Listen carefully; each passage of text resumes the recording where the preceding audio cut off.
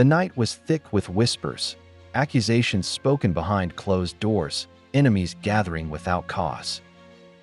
And in the middle of it all stood a man who had done nothing to deserve their hatred, yet they wanted him ruined. "Lord, fight for me." He is not asking gently. This is not a quiet prayer. It is a plea from a man hunted, slandered, and betrayed. Those he once showed kindness to now repay him with evil. They set traps in secret, dig pits in the dark, hoping he will fall without warning. David remembers how he once mourned for these very people. When they were sick, he fasted.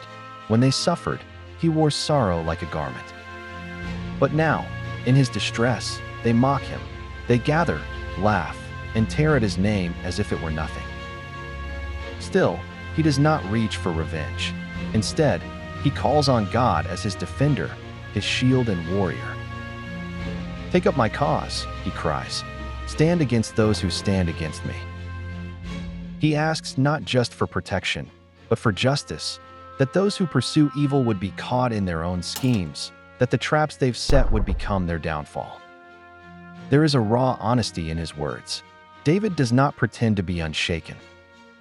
He feels the sting of betrayal, the weight of false accusations, the loneliness of being surrounded by enemies. Yet even in that pain, his trust is unbroken. He declares that when God delivers him, and he believes he will, his whole being will rejoice. Not quietly, but loudly, publicly. "Who is like you, Lord?" he will say. "You rescue the weak from the strong." The psalm moves like a storm, from anguish to confidence. David sees beyond the present chaos. He knows this is not the end of his story. And so he makes a vow. When justice comes, he will not stay silent. His tongue will speak of God's righteousness all day long. His praise will rise just as loudly as the accusations once did. Because in the end, David is certain of one thing: the God who sees every hidden act, every whispered lie, will not remain still forever.